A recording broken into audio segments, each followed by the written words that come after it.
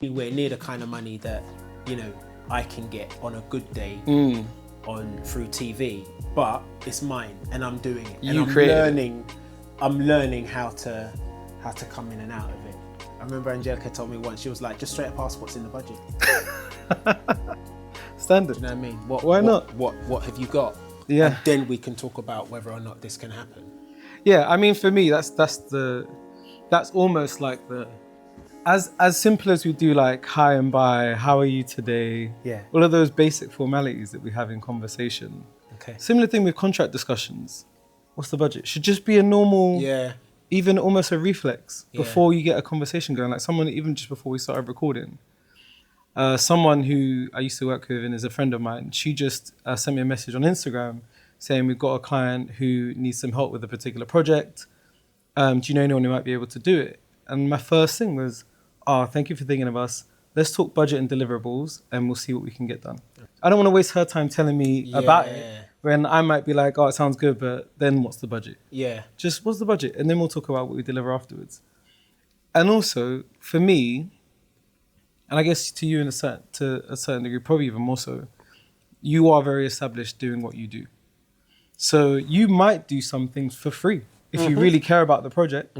If it's a friend or a loved one who doesn't have the money, you might be actually, I believe in this, or Glassmates. That's your own thing. So you're not being paid for that unless you can sort out a partnership, but you choose to spend your time on it. So I think sometimes knowing the budget will help me decide if it's something I can give time to. Yeah. Whether I, it's not about whether I can afford it in terms of money, whether I can afford it in terms of time. In time, yeah. And I choose that based on what I love to do. So I think, what's the budget? Just lets me decide, because it isn't, I think a lot of people are afraid to talk about budget because they think if they say a number that's too low, you'll be like, nah, not interested. But maybe I am. Just give me a number, at least respect me enough to say the company or the project has money. Here's what it is. Here's the number. And let me know I'll let you know if I can work to that number. Yeah. Thing about it, and this is how I talk myself out of it. Thing about asking for the money first is if the budget comes in before a description of what the job is, you might say no before you know what the job is. But why would you? Because the thing is, you know who's approached you, right? Yeah. So you'll have an idea. You don't know what the deliverables are, but you'll have an idea who it is. I know who I want to work with. Yeah. And who I want to work with is more what I'll decide rather than what I'll work on. Do you know what I mean? I hear that. So it could be, I don't know, pick a brand, Nike. I've never worked with Nike in a massive capacity before. So if they approached me, I want to know what the budget is, but it's Nike. So, I might say, depending on what the deliverables are. Yeah, true say. I mean, we recently had an idea. We got approached by a company that wants to do stuff with us. And so we've come up with some ideas. But then I'm like, okay, well, this brand represents a particular area of the drinks industry, which is quite contentious. So contentious how? In that a lot of our friends who trade, so this is an investment company, so investing in spirits, barrels, etc. Yeah. A lot of our friends who are tastemakers, distillers, etc. They don't like the investment side of it. Okay. Because one, it's labeling the industry as something that you can get rich quick in. Yeah. As we've seen before with rather than investing and stocks and stuff. Genuinely. And also, when these companies are coming in with big budgets and they're buying up barrels that could be used to create great liquid, and so our friends are losing out on that. Now, we always wanted to be impartial in terms of this is what you could get from investing. But now I'm feeling like I don't know if I want Glassmates to be aligned with that in any way. We can, and the way to talk about it would be to have a sit down session where we get investors and we get tastemakers in, and we can all have a discussion. That'd be fascinating. Rather than be seen to endorse, because we'll be paid for it. Yeah. And we could make good money from it. But I don't know if that's not part of the legacy that we want to leave behind. I hear that. Because it's taking from the culture that you guys love. Yeah. I hear that. I mean, you see a very similar thing happening in the sneaker world. You see companies like brands like eBay are very much heavily moving into the sneaker world. Then you've got brands that have come out of the sneaker world like StockX. Yes. And in a lot of ways, you have similar discussions with friends of mine who are involved in events and companies around that world and that culture. It's these companies coming in from outside, trying to promote the investment side of things. And then that means there's less shoes for people who actually love sneakers to buy. So very, very similar parallels. But we've just jumped straight into a conversation. And there's an introduction to be made. Make sure you're on camera there. You are on camera there. I am. So welcome back to another episode of the Devoted Creators Podcast. This is actually episode 12, so it will be the final one of this season. Thank you so much to everyone who's watched so far and all your comments and shares. Really appreciate it because it helps us know that it's worth you watching and listening to. So I really appreciate you guys' time. Today, we have a really amazing guest. As always, this is a gentleman who I'll let introduce himself, but he is a friend of mine and an amazing person. So for the purposes of our audience, could you tell us who you are and what you do? Greetings, everyone. My name is Ortis Deley, and probably best known currently for being one of the hosts of the Gadget Show. But I've been in, and that's how we cross paths. Our love of tech. But I've been a presenter for it will be 30 years, December 24. Incredible. I'd have been in the game for 30 years, and I've done children's television. So a lot of your listeners and viewers may have grown up watching some of the stuff I do, and other bits and pieces besides. Incredible. And so where are you at now? What are you up to? I am still working on the Gadget Show and have been. I think I'm approaching year 10 being on that show, but it's gone through some changes. There have been it is metamorphosized. I hope we can get into some of that. Okay, we can definitely talk about that. And I am also part of a triplicate of boys, men. We're in our 40s. Boys to men. Some of us might be out of our 40s now.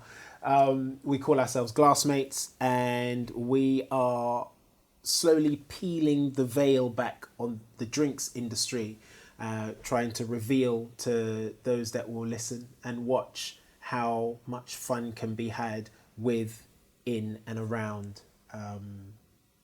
liquor. Yeah, I hear that. But what I want to know, because I'm a curious person, and I have followed your work for many years before we became friends, which is why it's lovely to be able to call you a friend now. Where did it start? 30 years in the game. How did you get into the world of presenting? So it was an easy. I say it was an easy. I didn't seek it in any way. It happened. I fell into it genuinely. I was a kid that enjoyed doing the end of year plays. Mm-hmm. I was the kid who enjoyed singing along. And so you always had a natural kind of propensity to performance. Yeah. At university, I was studying to be a pharmacist. I genuinely had a curiosity for.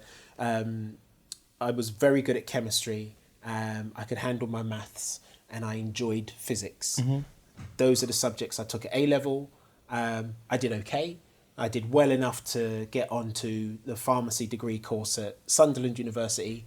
And I was studying that, and I was enjoying it. It was challenging, it wasn't easy. Yeah, of course. And then I saw an advert for an ITV TV show, a dating show called Blind Date. They were coming up and they were looking for contestants. Was Cilla Black still doing it then? Cilla Black was doing it. This was for Series 10. Yeah. And me and a bunch of my friends at uni thought, well, why not? Let's give it a go, see what happens. 3 of us made it through to the next round of interviews. I was the only one that could make it because we were sitting exams during that time. I didn't have an exam that particular day. I went up. I ended up on the show. I actually got a phone call on my 21st birthday. Shang, were you going on to be a participant? Yeah. So you were going to go on a date? I was going to go on a date. So I didn't find this out until, I did the interviews.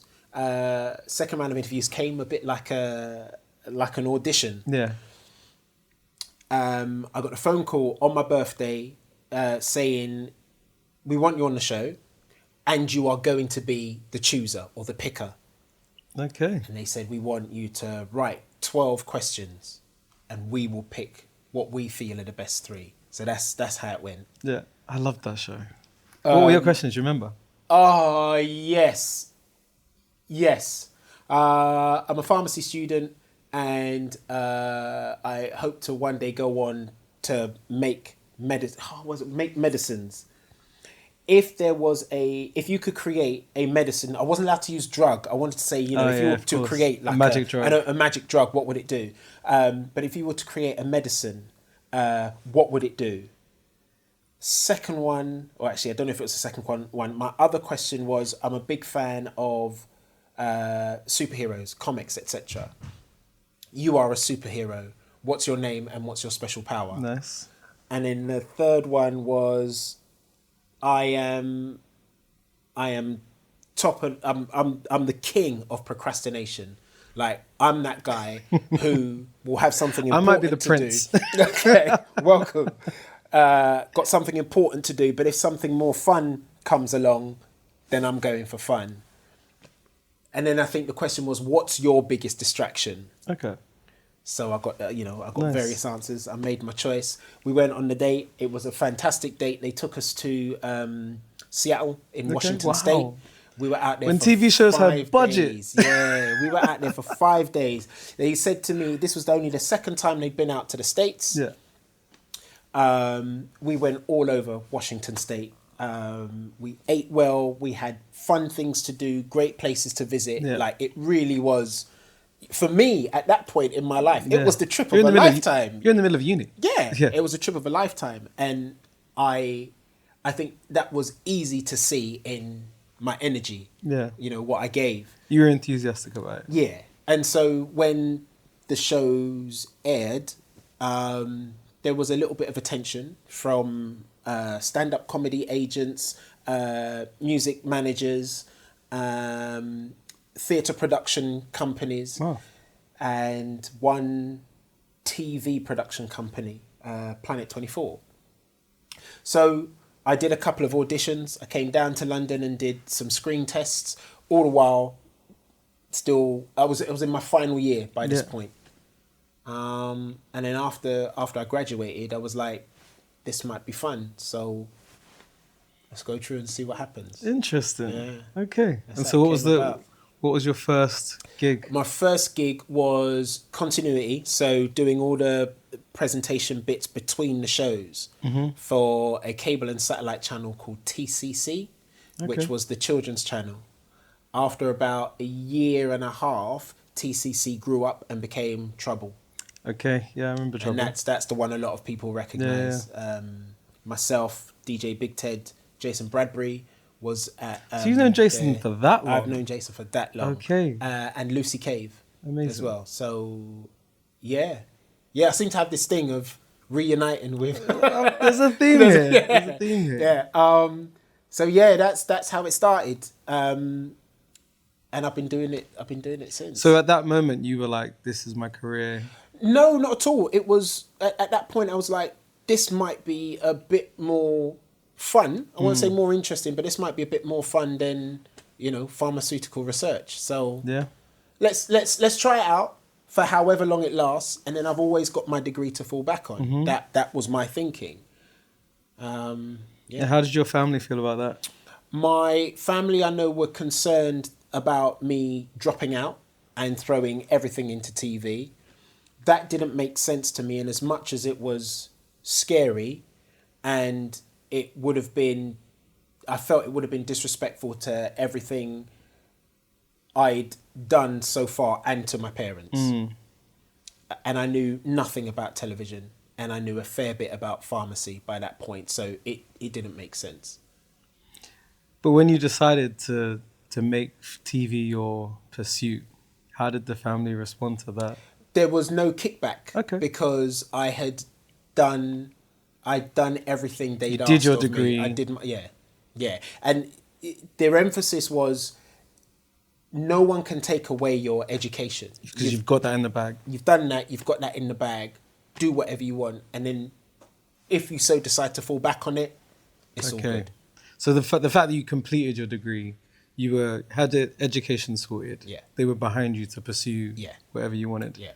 So- I say behind, so beside, because from behind you would They'd be help. pushing, From yeah. beside you would be like, okay, yeah, well let's see where this goes. You know what I mean? Come on now. Yeah. So it was more like that, but there was no resistance, no static from them Fair. once I'd made that choice. Now, I asked because my grandmother was Ghanaian, and from her generation, she came over here in the 70s as a nurse. Her husband was as a doctor. For them, you were going into the medical profession or law Yep. or education was acceptable. Anything outside of that didn't really seem like a job. Didn't make sense to them. No, like I've been a photographer since school. Same thing, I kind of fell into it. And my grandma didn't believe I had a real job. Right. Like I'd get, flown to the States or to Europe, and she'd be like, and they're paying you. Like, yes, grandma, it's my job.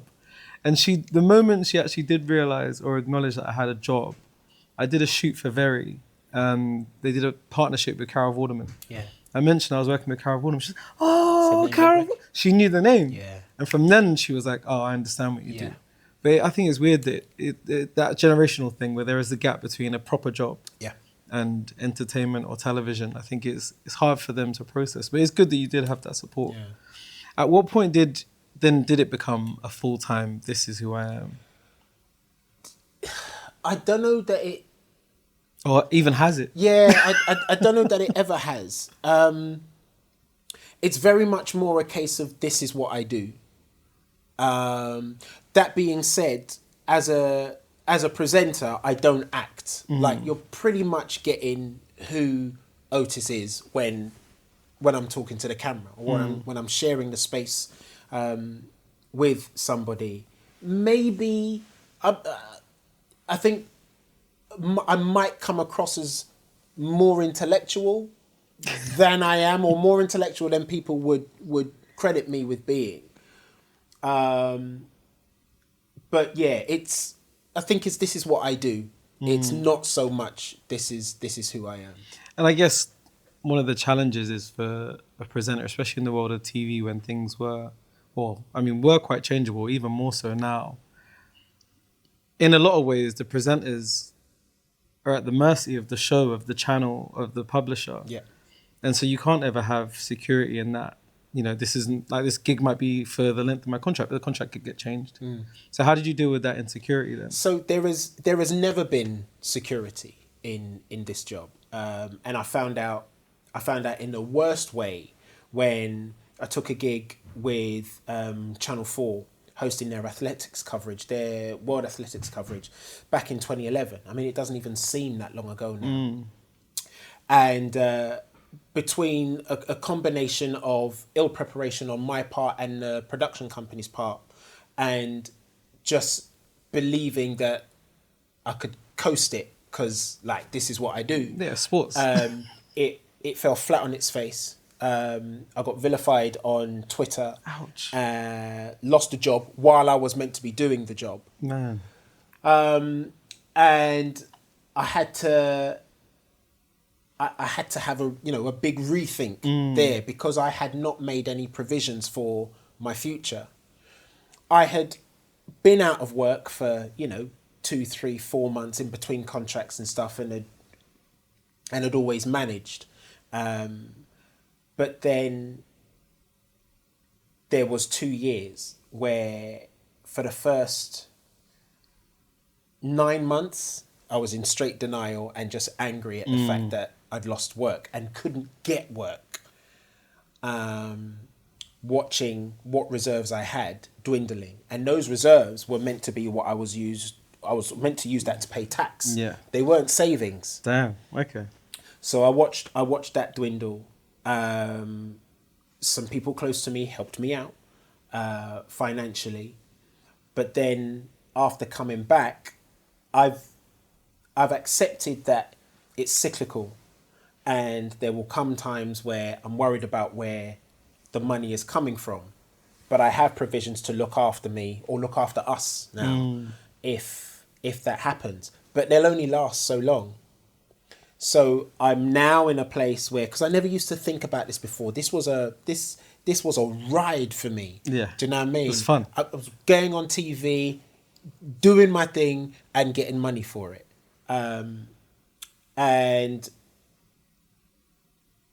now, over the last couple of years, I've started to think about, well, where else can I go? Where else can I start to bring in money to afford us some level of security? And there are now 1 or 2 other projects that I'm working on or are about to start working on, which hopefully will keep the wolves from the door. But I have never experienced any form of sort of financial, I'm done. I'm all right here. Yeah. We're good. Which I think would surprise a lot of people, because you are one of the most recognisable faces on television, for sure. Yeah, I just, it's... At least in Britain. Yeah, it's funny because a guy, actually, he won't mind me quoting him, Teddy Ted, who's a good friend of mine, and he said he once walked into Topshop. So we did this big production at Topshop where we were hosting a live TV show from the actual store. And he said he was leaving the joint, about to get on the underground. He said these kids approached him and they just looked stunned to see him, like in the real world. In the real world, yeah. And he said the impression he got from them was like they thought he lived on an island and was flown in to do work and then come out. There are times when I might get a paycheck for a day's work and I'll be like, oh, okay, this is a good one. But I don't get paid like that every day. And so once you add it all together and stretch it out over the course of a year, it's quite, I'm not going to say quite a normal pay, but it's nowhere near what people think. Yeah. Because they think you're getting that every week. Yeah. We drive a modest car. We have a modest terraced house. We can buy some things that we want. We're currently not struggling, but should the rug get pulled out from underneath us, we could probably tread water for, a little while, not a long term. This is something I will have to keep doing until retirement. I can't retire any time between now and the next 10, 15 years, which will take me to 65, which is when you're meant to retire. So, It's interesting because actually, I can't remember who said it now. I have to look it up afterwards. But I remember someone saying in an interview that I'd seen a couple of years back, they said basically, unless you're Steven Spielberg or James Cameron, you're always auditioning. Yeah. You've kind of got to be at that kind of, acceleration velocity, escape velocity, where you're making crazy money.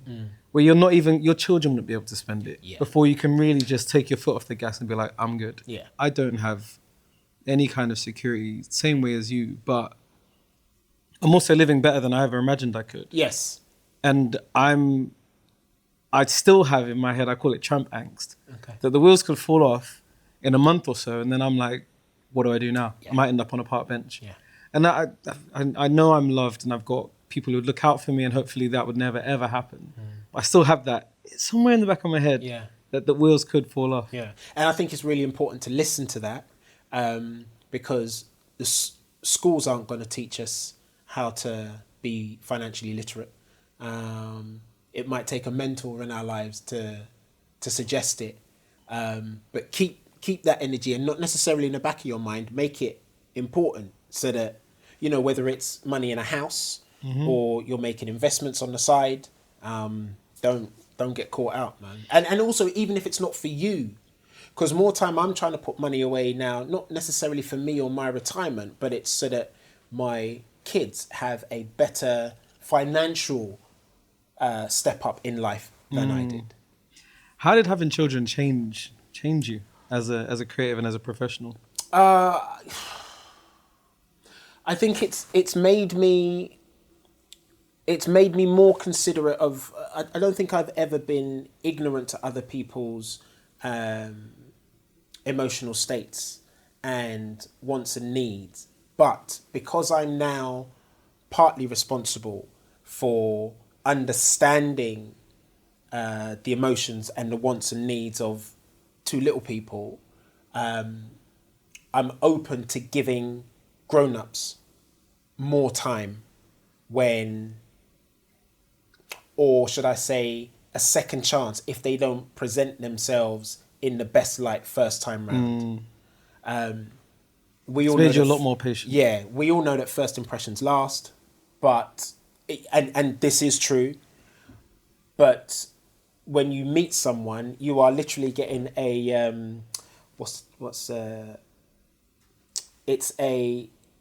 this isn't the word, but it's a sample. You're literally getting one slide. That's them that day, but their life is made up of lots of different slides.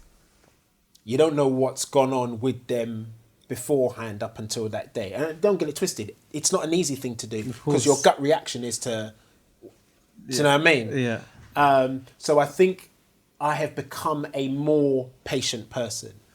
But more time people will say, you ain't patient though. So what were you like beforehand? More patient. I haven't become more creative. I think I've understood that my place in the creative universe is conduit to transfer information. I'm a communicator. So I can adjust a script. I can sprinkle glitter on an idea. But coming up with all of that myself is something I find incredibly challenging. And I have untold, unfinished works, from songs to stories to novels to poetry to movie ideas, all unfinished. I work best when I'm collaborating. Okay. What do you do with all those unfinished ideas? They're somewhere.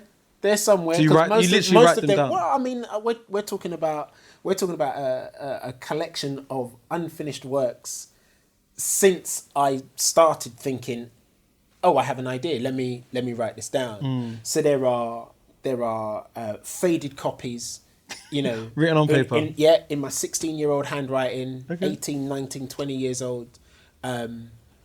Somewhere I stumbled across one batch of them recently, and you know I was looking through them and like, I should just dash this, man, because believe me, I know there's nothing that's gonna change the world or anybody's life in that. Nothing. That said, I haven't thrown them away. Okay. Like they're still there. What were some of the ideas? Do you remember anything?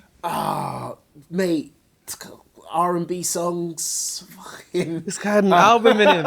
He had an album in him. I remember once having an idea about a school reunion, about, you know, people getting back together after 10 years apart. Because I had lived, you know, I'd lived bad relationships, and I'd recently got together with a bunch of old friends, and that had been like really, really special. And I was like, oh, let me write it down. There's something here. Yeah, let me start something. I think I got through maybe about 2.5 chapters. Things that I do finish, TV show ideas. Okay. Those are hard to come up with though. Because production companies, they want a format. They don't want a show. That's the thing. They're easy to come up with. They're incredibly difficult to sell. And Really difficult to sell. What have you have any thoughts on what makes something sellable? What I believe makes something sellable is having an audience that relates to what you're talking about. It's so easy to say, but you know, on the shows that I've worked on, that's proof. That's proof of concept. The fact that I'm still working after 30 years means that I've missed the mark, but the general direction of work is, you know, I'm still on point, still relatively relevant, or at least the work I'm doing is relatively relevant. But trying to distill that down into a show idea that people want to finance, people want to back. That's the challenge. Yeah, I mean, with Tommy, Gadget Show, we've had similar discussions around show formats and coming up with something that people actually want to buy and potentially sell on. It is so hard to come up with something original that's unique enough to be able to say this is legally ours. Yeah. That is such a challenge. And we haven't cracked it yet, but we're still working on it. not to make you feel bad about it, but after 30 years, I haven't cracked it yet either. But I trust you and Tommy. Yeah, you'll get that formula right soon. We're working on it. I wanted to ask you about actually, before we move on, what's it like to get dragged on Twitter? So this was back in 2011. I'd only really been on Twitter for 3 or 4 years by that point. At the time, it was horrible. It burnt. And I clapped back at everyone that threw shade my way. Do. It's energy sapping. And a lot of those keyboard assassins, they're built for it. They have a tougher skin than you do. They almost, I feel like they relish you clapping back. Yeah. They want it. Yeah. So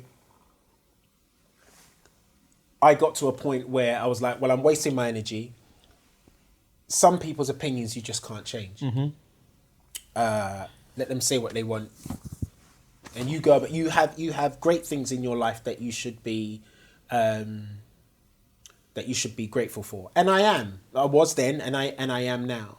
And it's funny how negative comments get us more than positive comments. Way more. Why don't we celebrate the positive comments as much as we lament the negative comments? I don't know. It's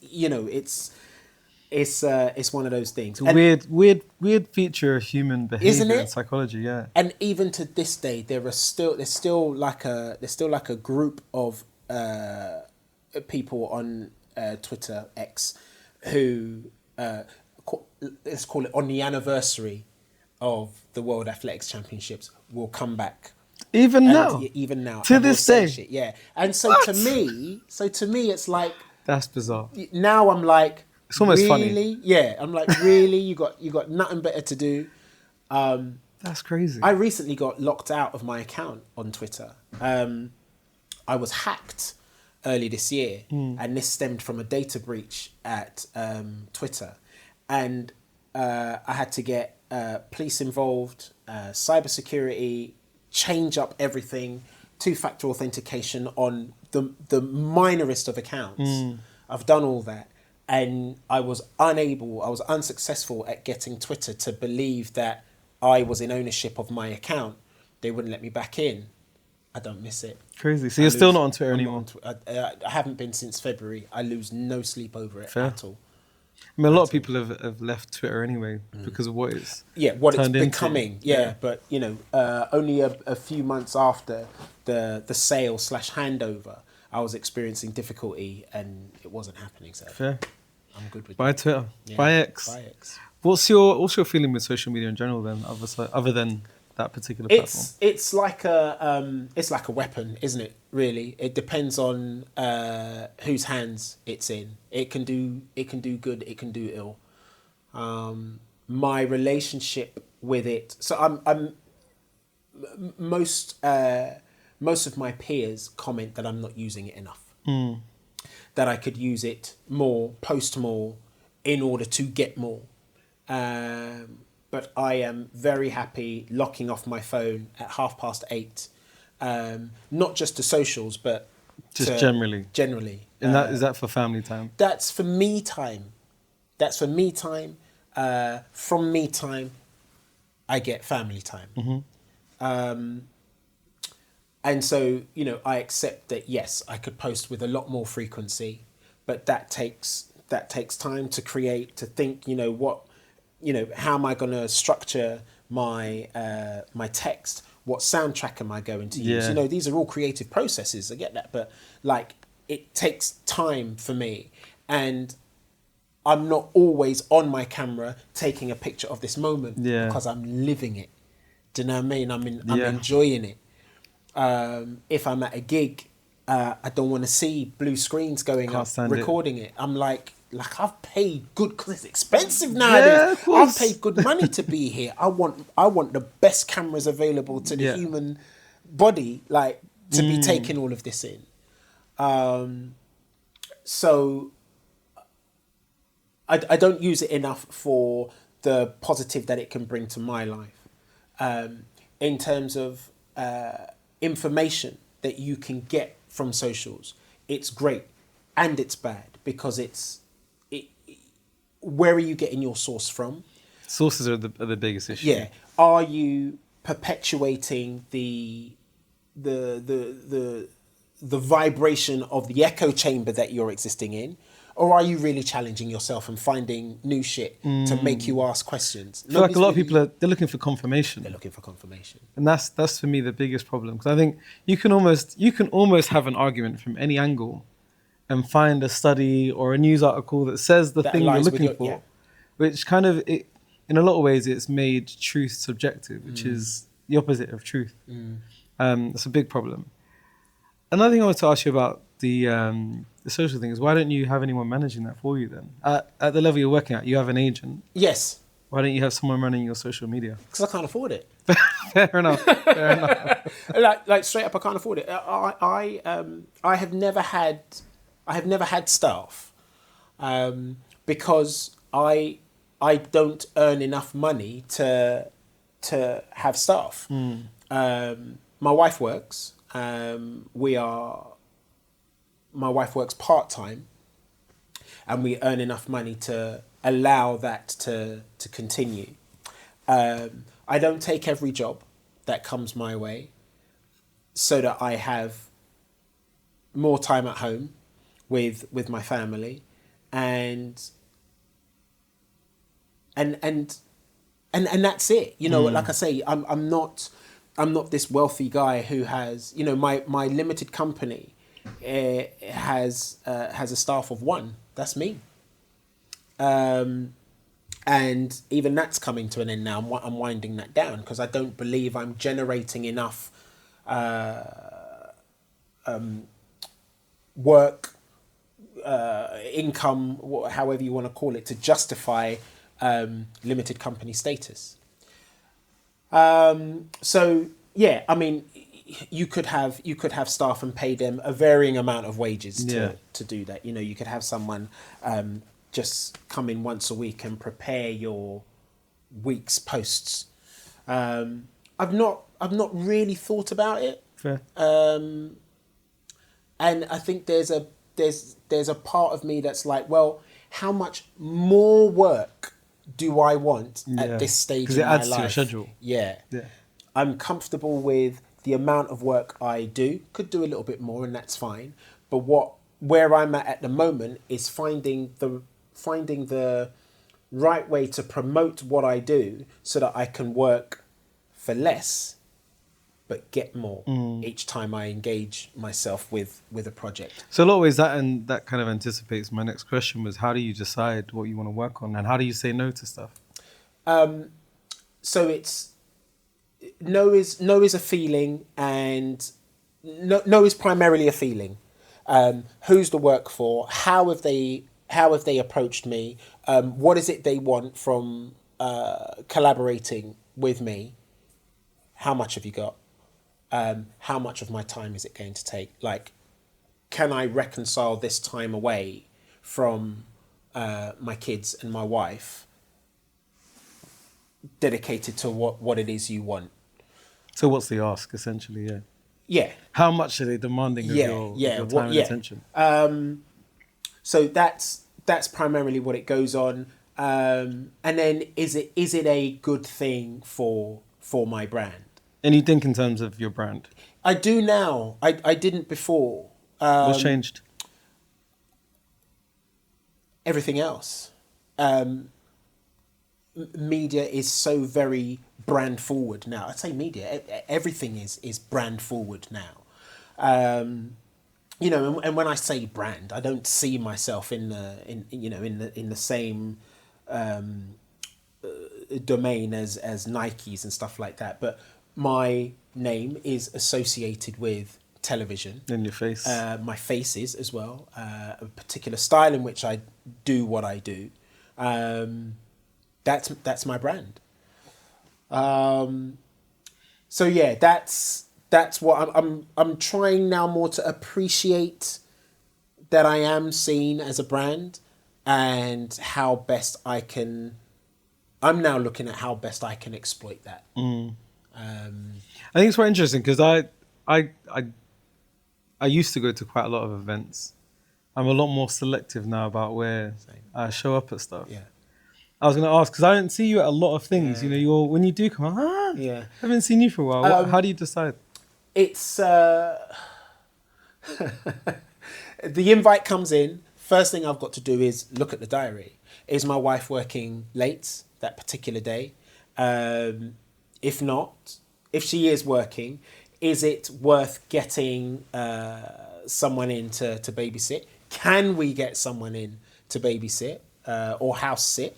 And is it something that I'm going to enjoy, want to shout about, want to be involved in? Yeah. That's it. And a lot of it is, you know, who can we get to come? Oh, well, let's get Ortis to come along because it would be good for us to have him there. Okay, so it's good for you. Let me think about that. Is it going to be good for me to turn up? And more often than not now, it isn't. And I'm okay with that. I used to be that guy. Look at my blind date question. Do you know what I mean? What's happening? What's happening? Next? Like where can we go out? Do you know what I mean? Where can we get our drink on? Where can we have a little dance? Not so much now. Fair. I mean, I think it's at some point, and that comes with maturity. Yeah. And also as you get more established and involved in what you're doing, especially with Glassmates, you can have a drink with friends. Yeah. Not with random people. Exactly. And really enjoy that. And I've got to say, actually, the family that we are growing in the drinks industry is beautiful. We're meeting so many like lovely people who are happy to share. And it seems a lot more widespread throughout that industry than it is in television. You know, and I'm coming from nearly 30 years experience. You know, I'm not throwing shade at television. My experiences have been, you know, overwhelmingly good in that arena. But in the relatively short space of time I've been in the drinks industry, my experiences have been amazing. Again, don't get it twisted. Like, television has taken me to places, you know, I wouldn't have chosen to go and have been, you know, really impressed by. There's a lot to be, you know, extremely thankful for in my years in television, but I've put in the work. The drinks industry has just been... It's, you know, what is it about the drinks industry? Because I have the pleasure of being able to work with some of those brands as well, and I absolutely love it. I think a way to sum it up is, oh my goodness, we've just done this new thing. Come and have a look. Come and have a look. Come and have a look at what we're doing with this. Come see what this is. Have you tried this? Do you know what I mean? Have you spoken to this person? There's so much of that in the drinks industry. And maybe it's because I'm longer in the tooth in television, and people may think, okay, well, you've been there, so you've probably met this person. Not as easily impressed. Maybe it's that, you know, if we're looking at them side by side. But there's an energy that I am sensing that comes towards Glassmates that I don't get in television anymore. Yeah. I think also, for me as well, what I feel like I've noticed is the drinks industry is so intrinsically linked to the world of hospitality. That energy of wanting to welcome people, wanting to make sure people have a good time is very much part of drinks culture. Yeah. And the people that work in that world, like Jack Cognac, who from Remy, his whole nature as a person is that brand ambassador energy. I want to welcome people. I want to make sure people have a good time. And that's not by mistake. You know, these brands are picking these ambassadors for that. They make other people, they are warm and they make other people feel good about themselves. Absolutely. And this is before a milliliter of liquor is poured into a glass. You know, I love that. And I also love how enthusiastic people are about their brand, about their product as well. brand enthusiasm could come from the fact that they're paying your fees. But what is extremely evident is that everybody is passionate about the liquid, the quality of the liquid. Be it whiskey, rum, cognac, brandy, Calvados, Armagnac, whatever it is. People are passionate about it, and they want to share what they know with you. We recently sat a spirits tasting course. We've been judging spirits competitions now collectively for 5, maybe 6 years. But we wanted to augment our experience, our reputation, our name with some, official studying. We're still waiting on the results, so we don't know what they are yet. But so cool to learn. We learn on the job. Yeah, we learn on the job.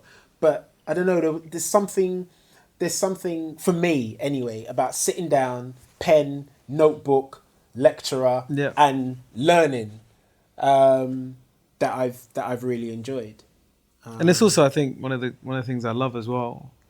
As we get older, the importance of continuing to find new things to learn. Yeah. Because it's really easy to just keep doing the stuff but that newness and being a bit crappy at something. Yeah. I think I talked about it in the last episode. Is like actually I've learned to relish being new to something. Yeah. And really love that feeling of, oh, this is new. Yeah. I think that's great as well. But you're taking it a step further. Your plan is you're starting to relish the idea of being uncomfortable while you're learning something new. I like that in theory. And I know I like learning new things, but I don't know if I want to be uncomfortable with those new things. Fair. But I agree with you that in order to continue with a form of reinvention, I do need to embrace that. And that's the plan. And I'm taking small steps towards it. But I think, as you said earlier as well, when we were talking off camera, it requires a leap. But on a personal level, a leap could result in losing a lot of what I've already established. And it's not just me. I have dependents. Yeah. But again, and life is full of buts and ors. Should I not use that to propel me to make sure that success is the end product rather than playing it safe? I know what I can achieve by playing it safe. Yeah. And I think that's more than enough. I guess the question is, do you want more or do you need more at this point? I definitely don't need more. Because I'm very happy with where I am, but I think that might get a bit dry and stale after a while, and I don't know if I want to wait for it to get to that. Yeah, I hear you. Think about preempting it. I wanted to ask how Glassmates came about. We knew each other, so Jimmy, Nigel, and I. Jimmy and I especially had seen each other on the circuit, and by on the circuit I mean music events, mostly music events. That's how I knew them. Yeah, from the late 90s.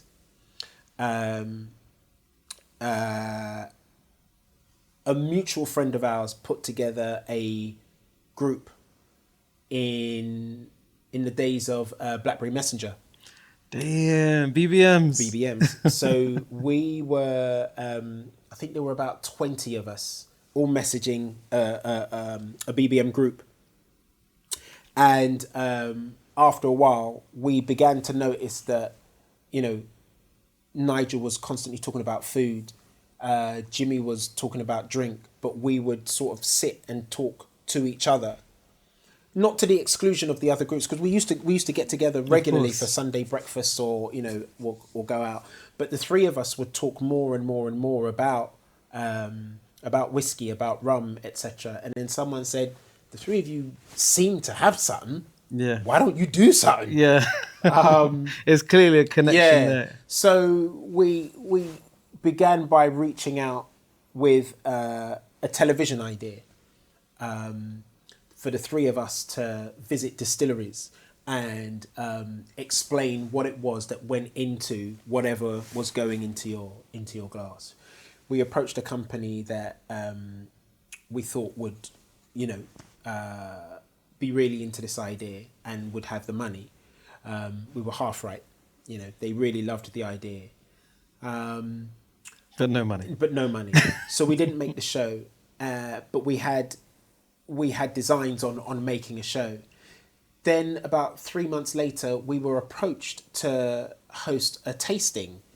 So to bring some whiskies down to this food festival that was happening locally to me and talk about these whiskies. And it wasn't something that we'd considered before. So we did that and it went really well. So we became events organisers, events around tastings and whiskies and rums and piscos, mezcals and etc. Then COVID happened and we became content creators again. We would have a regular Friday night, at least an hour, the three of us just shooting the shit from the week, congratulating each other on making it through. How stressful was your week? We were putting it out there. What are you drinking with us? And we'd talk a little bit of lifestyle. We'd talk, whatever podcasts we were listening to, box sets we were watching, and we would talk about the liquid. And then we started to get distillers and blenders and ambassadors on as well to join us. Especially when Instagram said, right, you can now have multiple people rather than just two people. And then from that, we started to get invited. As things opened up a bit more, we'd get invited to trade shows, events, launches, activations, and we were asked to host them as well or be part of them. And it's sort of gone from there. And recently we've sat down and we've said, what do we want to do? And we are taking small steps to make that happen. Maybe that's my risk category. It's like setting up a business in an area I know nothing about. Yeah, and I mean, in a lot of ways, it's not counter to your brand, but it's a very different world to the kids' TV, technology, gadgets world. Yeah, you're almost a different personality in that world. Yeah, it's. I think I'm seen. I'm a new face in the drinks industry, and I guess I'm an established face in television. So the energies are very different in that respect as well, and the information that we put out is not scripted by anybody else. This is us. Yeah, when your opinions. Yeah, when I tell you about this particular expression of tealing 12-year-old. I've done the research, I've looked, I've had a taste. I'm telling you, this isn't, and I'm very thankful for, a television production team that has the staff to be able to do it. Someone else procures the item, gives us a breakdown of what it is, and then we study the device, look at the notes, and we put it in our own words. But I haven't had the time to research this item and put the words together, and then send it to be included in the script. Yeah, fair. There's a chap who we work with who fondly calls us meat puppets, because and that's his reference to all presenters. Yeah, we're meat puppets. We turn up. There's a script. We learn it. We put our own twist on it. We put it in our own words. But without the script, we'd have to do a lot more ourselves. Yeah. And to that end, he calls us meat puppets, and that's why I do give props to the younger generation that's coming up, because a lot of that work they're doing it themselves. You guys, the research. You've earned the access to the launches, the openings, the activations. Getting the devices first. You know, and it's based on your own knowledge, which has grown over these years. So it's not so much of a study, you know, of the device that's in your hand. Yeah. But yeah. That leads neatly on. Let's talk about the Gadget Show, the thing that you're most known for. How did the Gadget Show come about, and how did you end up on it? I had recently swapped agents. So I had left my last job at CBBC in March of 2008. And I really wanted to make that step to, I won't say mainstream because children's television is mainstream. And I'm loath to say grown-up TV as well, but I wanted to do shows that were being aired on daytime, so in the evening. Yeah. And I was finding making that transition or being trusted with that transition really difficult. Why do you think? Because primarily program makers think if you're a children's presenter, you don't know how to speak to adults. That's, despite being one. That's fundamentally it. And my thing was, it's like you think I only hang out with children and can only communicate with them. Like it was insulting to me. Interesting. And it was really difficult to break away from that. I will spare her the attention that she might get from this comment, but I was advised by the woman who originally gave me a presenting role when I met with her to talk about progressing out of children's, that maybe I should do a Philip Schofield and leave television altogether, reinvent myself in a completely different genre, and then come like back. Musical theatre or something. That's the only way I was going to be taken seriously, for people to forget that I was a children's presenter, or it just be like a distant memory. Yeah. And you weren't tempted to take her up on that advice? I did some acting because there was no presenting work during a particular time. You know, some years earlier, I had tried to leave before. And it's looking back, it's the stuff of comedy. It was literally like, right, I'm off to be a presenter on Big People's TV now. See ya! I had a leaving do at one of the local pubs, the Defectors World. And that was it.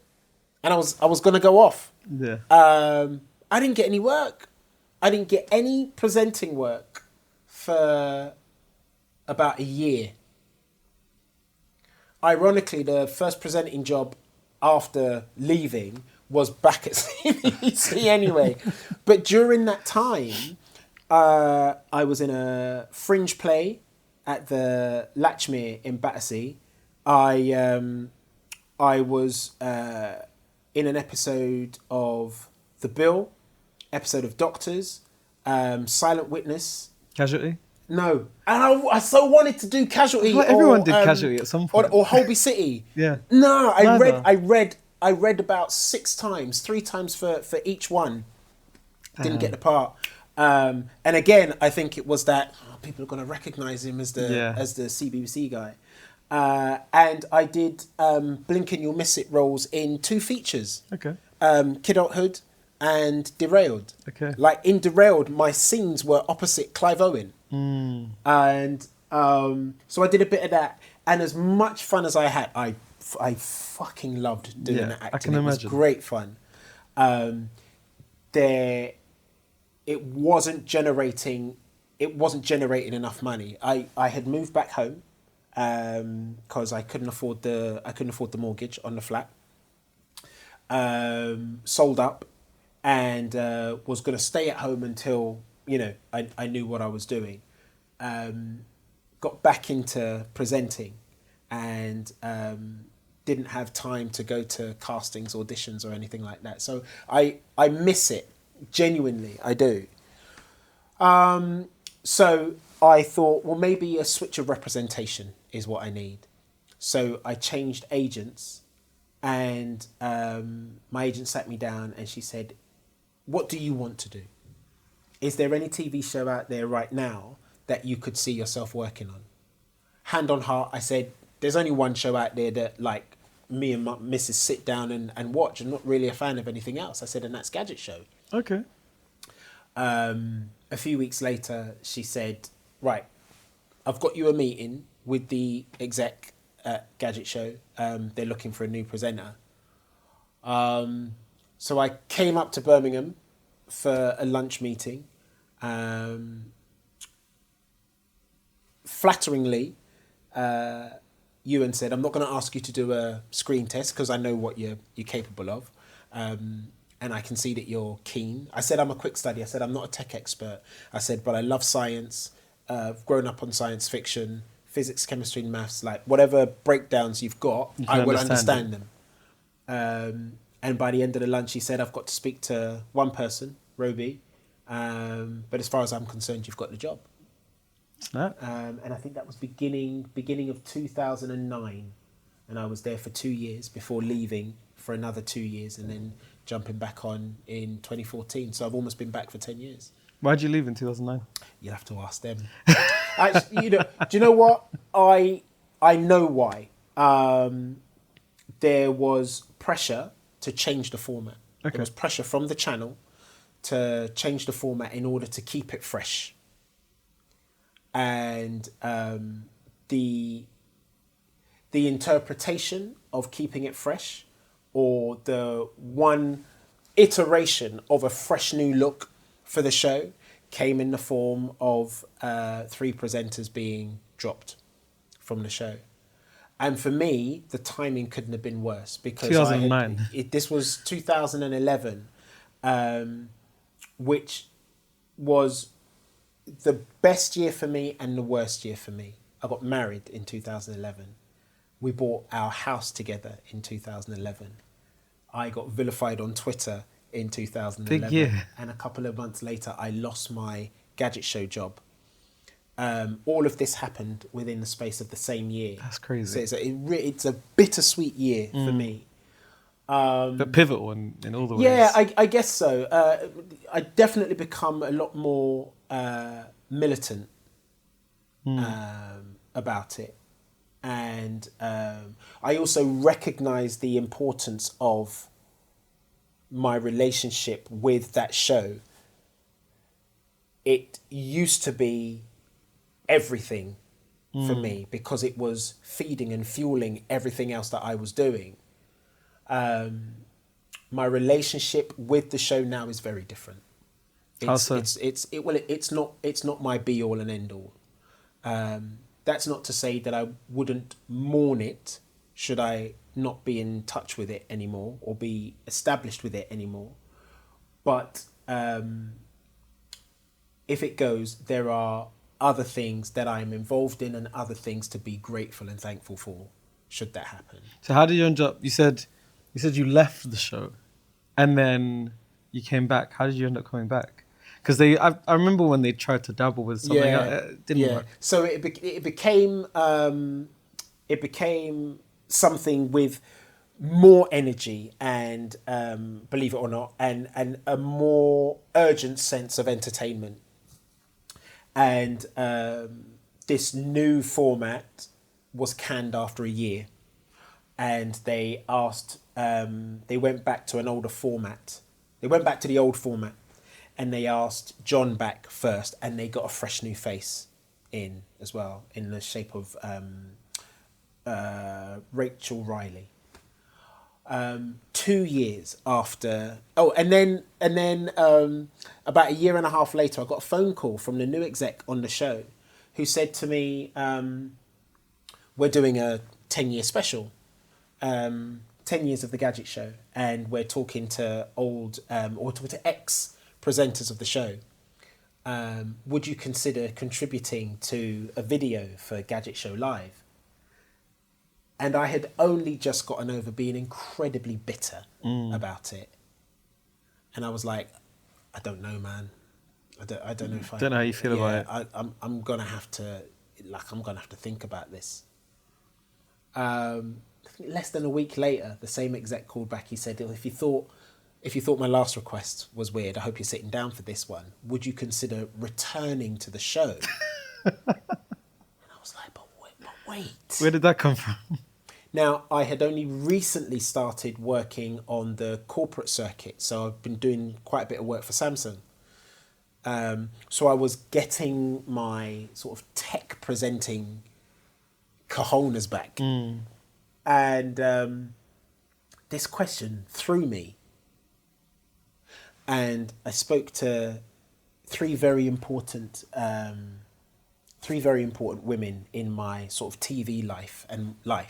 I spoke to my wife, obviously, about it and told her how conflicted I felt. I spoke to Angellica about it.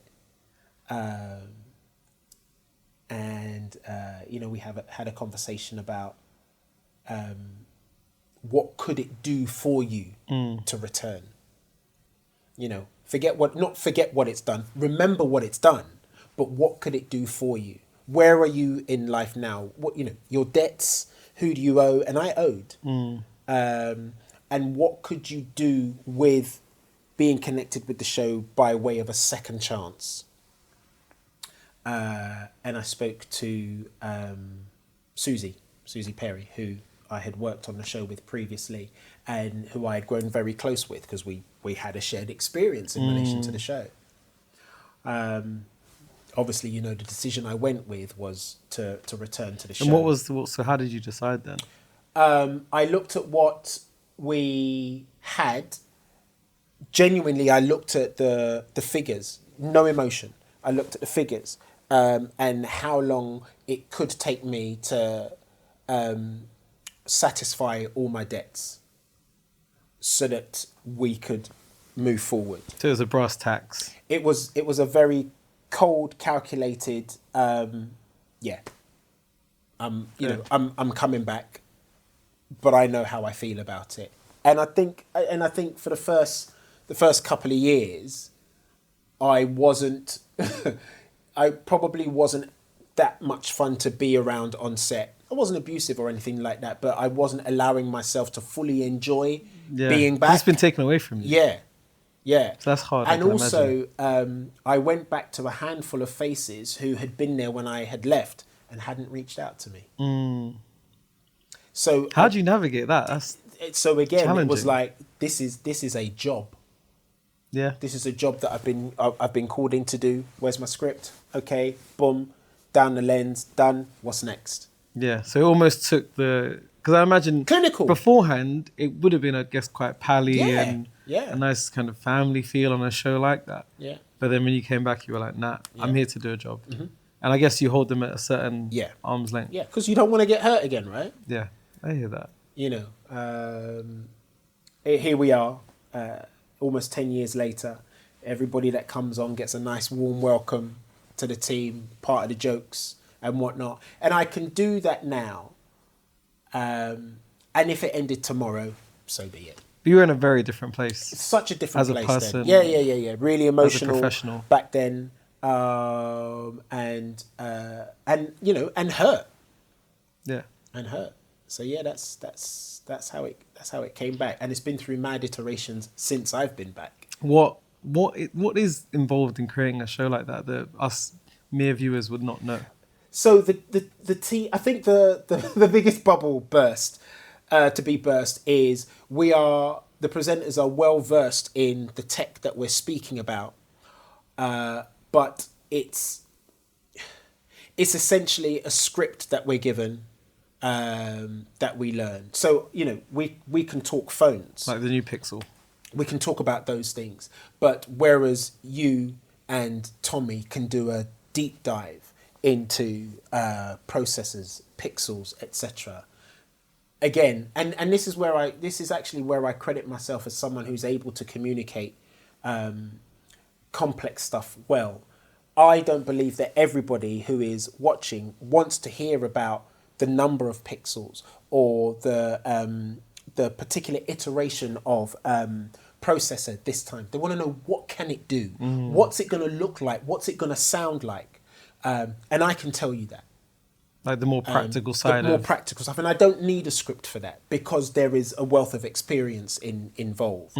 But there is a script written for us. We have a research team who do a bloody good job, and there is a lot of banter, and I think there is a huge amount of goodwill on the show, and I think that goodwill goes an awfully long way to creating the product that we have. I think anywhere else, it wouldn't happen. Yeah, it just wouldn't happen.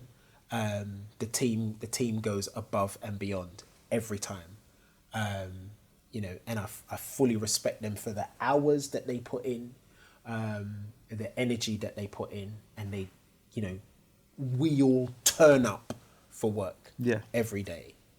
I think a lot of people don't. They'll watch a show and they'll see their presenters and think it's all you and a couple of camera people and maybe a director. No. There is a full ship, a full complement. Well, maybe not as full as it could be, but there is a team. It's a team effort, and it all sort of comes to a point with the faces that you see on screen. Now, you've mentioned a couple of your co-presenters that you've worked with over the years, friends on camera. How important are some of those relationships? And if you feel comfortable, tell us through, some of those people that you've worked with, and I guess those relationships have evolved. I'd like to hear a bit more about the importance of that. Just last week, I was thinking to myself about, my television wives, so my TV wives, strong females who I have worked with over my years as a presenter. And my question to myself was, have I been married on TV more than any other presenter on screen? Because, you look at certain partnerships which are established and they've been doing it for a long time. I think I am amiable and approachable enough to work with anybody. Yeah. And that's not taking anything away from the people that I have worked with. They are all great and unique in their own way. So back at TCC, I started working regularly with a presenter who was professionally called Ginny, and her real name was Kirill Varley. I'd say that she was probably my first proper TV partner. Worked with her for about a year, and we did things because she had a hit single called "Keep Warm." Okay. And so we would do the under-18 club circuit, and we'd interview the kids that had just seen Damage perform, or maybe Shola A1 Amma. or Shola Amma, some new pop starlet that was coming up through the ranks. Awesome. And we just got on like buddies, and I think that's the key. It's not like your archetypal marriage type relationship. Your buds. After that, it was Lucy Cave, and I think that relationship was more like brother sister. We got on well. We had fun together at Trouble, and it was all just live.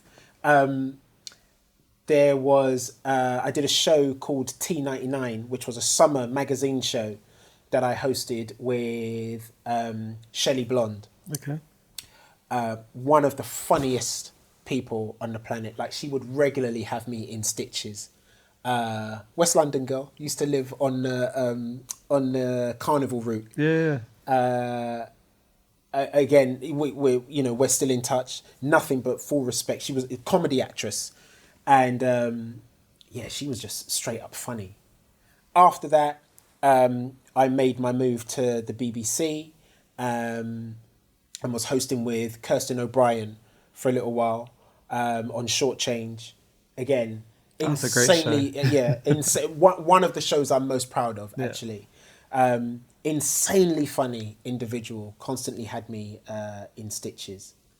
Then Angellica joined, and boom, straight away there was a sort of hybrid of brother, sister, and friendship, and just the same sense of humour, but to the point where we weren't competing, it would just elevate. Yeah, you say could something bounce off funny, each other. say something funny, say something funny, say something funny, say something funny.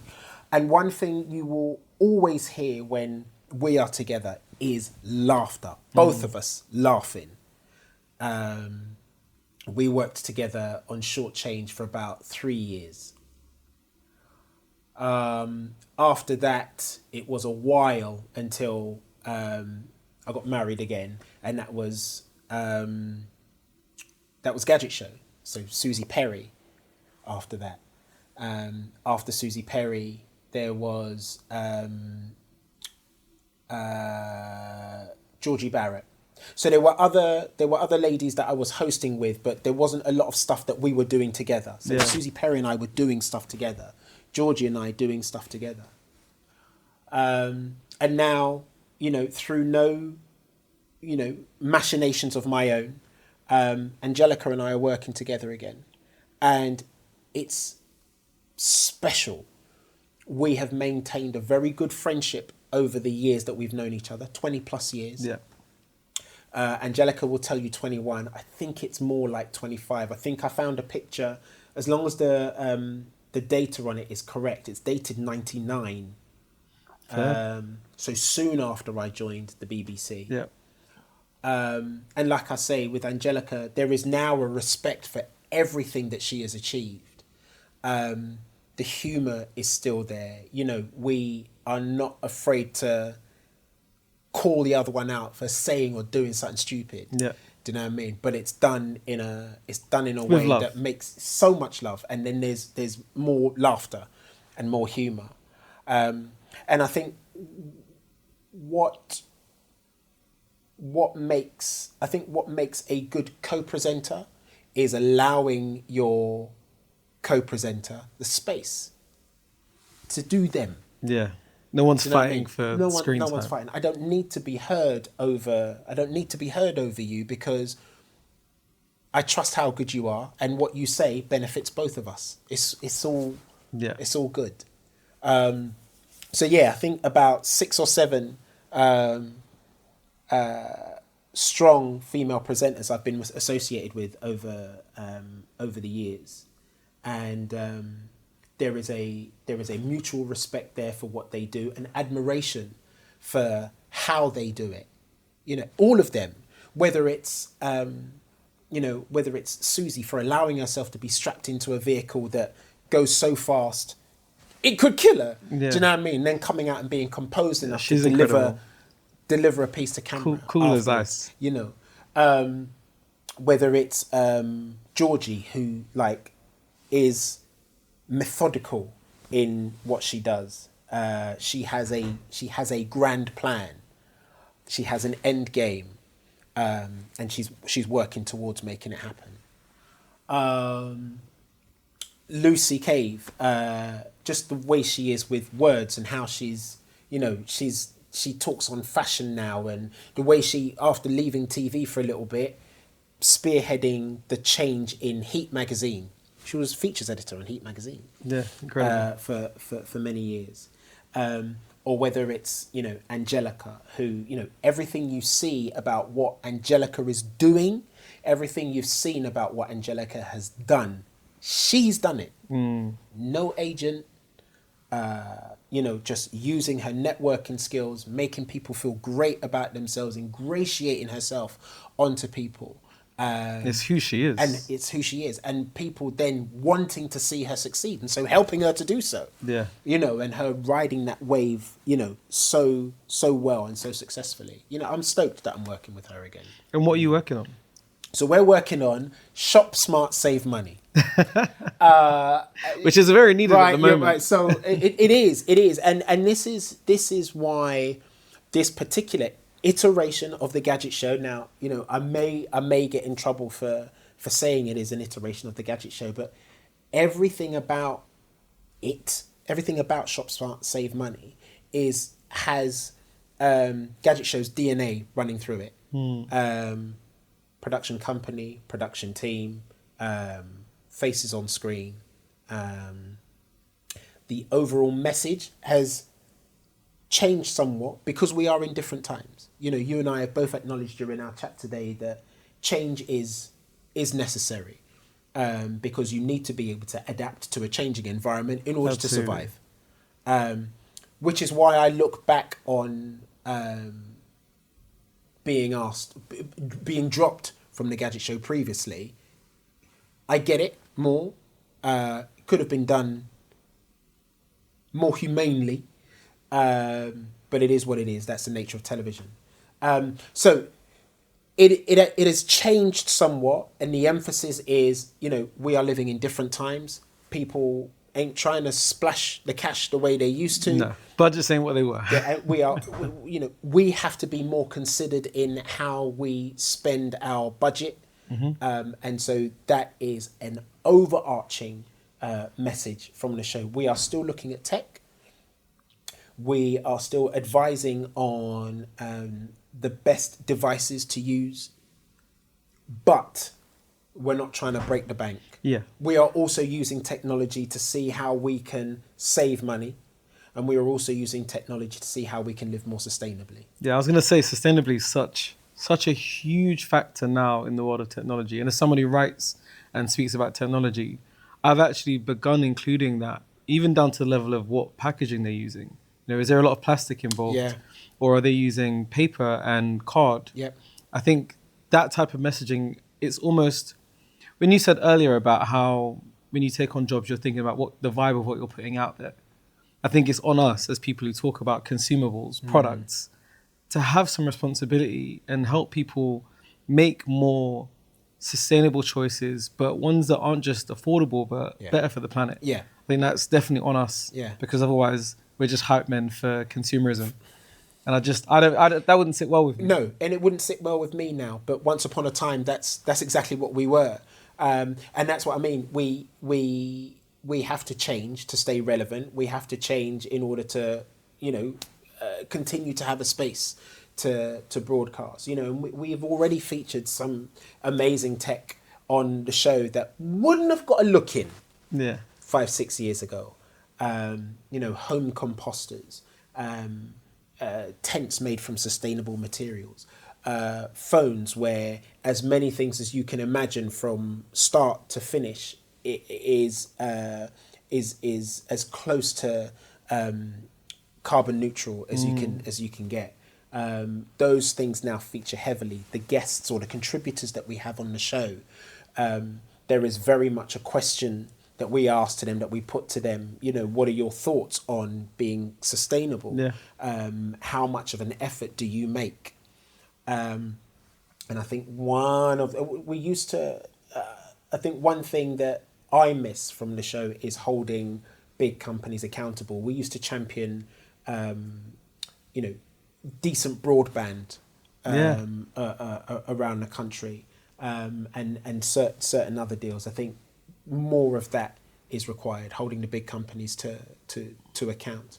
But with investors to satisfy and viewing figures to think about, there's a balance that has to be struck. And it's also the balance is fluid. Of course. So you take a bit off, you add a bit. This feels like a good week to speak more on that particular topic, or there's other stuff going on right now, so let's maybe pull it back. Also, I think there is it a fine line? I think there is maybe a risk sometimes of bashing people over the head with particular messaging. You do have to be a bit subtle about it, because it is an entertainment platform at the end of the day. You want people to enjoy themselves, not just feel bad because they've got an iPhone or whatever phone they have. Yeah. So I think, there is a fine line to balance between educating people and giving them positive alternatives, but also just giving them something they can enjoy. Yeah, and it's up to us to find that balance. But it requires feedback.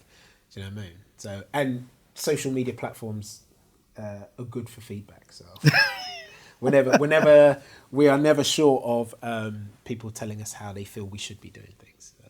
I hear that. So we've got on to what you're working on now. Just to wrap up, I'd love to know kind of what do the next couple of years look like for you then? What are you focusing on? Where's your energy going? So I think the next 5 years I would like Glassmates to become So first and foremost, I would like Glassmates to become an entity that feeds the three of us and continues to educate and champion the good things in and around the drinks industry. I would also like to develop my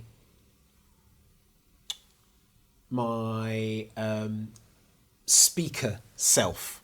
So going into spaces, talking about my experiences and using that to try and help others make the right decisions in their chosen path.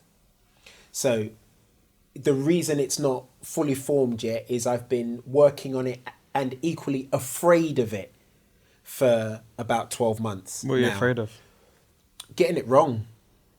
And I know we must get things wrong in order to know the right direction to go in. But me getting this wrong is in a room of hundreds of people. So there is an element of that which I have to feel comfortable that I've eliminated enough of it before putting myself out there. So it's making work slow because I am fearful of going back to it. I go back to it a lot less than I should do. Yeah. And I know what it sounds, I know what it feels like at the end of it, but the challenging bit is getting from here to there. Yeah, I hear that. Would you say that fear is involved? That fear is ego, or is that duty to the audience? It's more ego than duty to the audience. I think I'm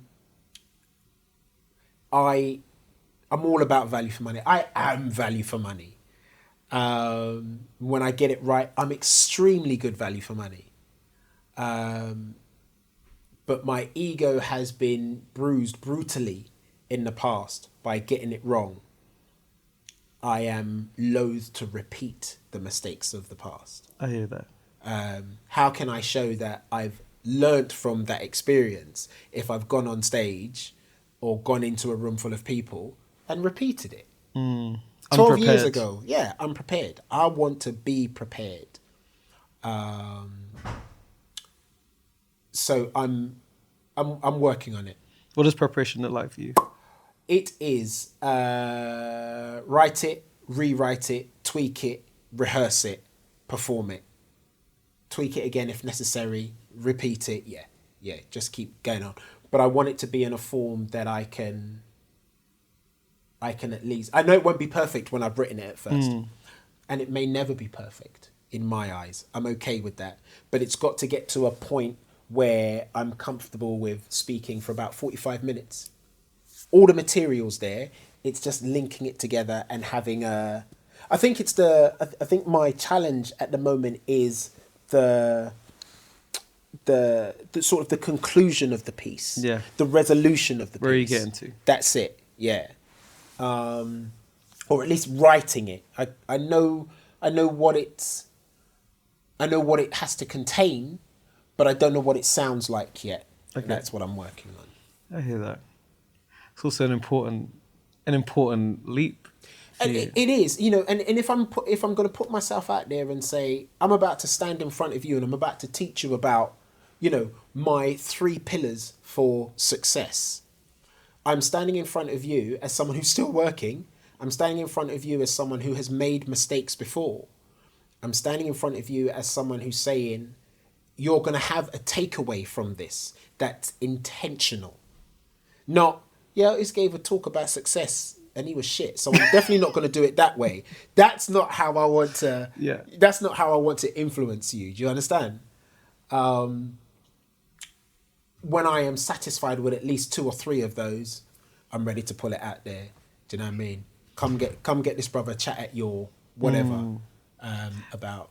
Are there any influences you have, people you read or listen to or watch that you'd be comfortable sharing, so we can also check those people out?